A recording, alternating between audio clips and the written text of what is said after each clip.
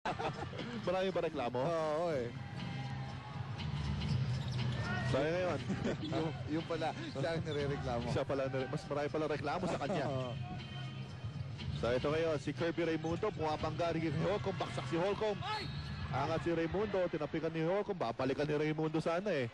Pero napigilan kagad. Nakahiga na kasi itong si Holcomb. Kinalawit pa niya itong si Raimundo at as players, you would know it's a very dangerous foul. Kahit pitik lang yun, eh, yun mismo ang nagiging nagpapagiging mapanganib.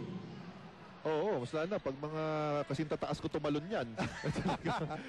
Kanina nga, Wala pa ako. nung mag-slam dunk si Randy Holcomb, eh, gusto kong sabihin, na yung isang talon ni Randy Holcomb, eh, pinagsama-sama na ng talon mo sa buong karir mo. Oo. Umakyat pa ako na hagdan, mas mataas pa rin ang talon niya. But si Raimundo, up to now, talagang struggle itong mga taga-Purefoods, even from the free throw line. The highest pointer for Purefoods is their import with 9 points. But sa mga locals, ang pinakamataas na would be James Yap with 5 points. Roger Yap with 4. So ito na nga, last shot time para sa Alaska. Here's LA Tenorio, umatake. Tenorio.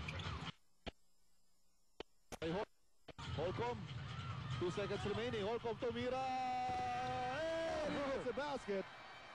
And you know, that just punctuates the story of our first half. Alaska claiming the first half with such a dominance, even with the last shot. Si Holcomb pa rin ang nagsabing amin ito. So from the opening tip until itong the last second of the half, ito pong Alaska talaga. Hindi binigyan ng pag-asa na itong Purefoods TJ Giants. And they officially count that basket by Randy Holcomb.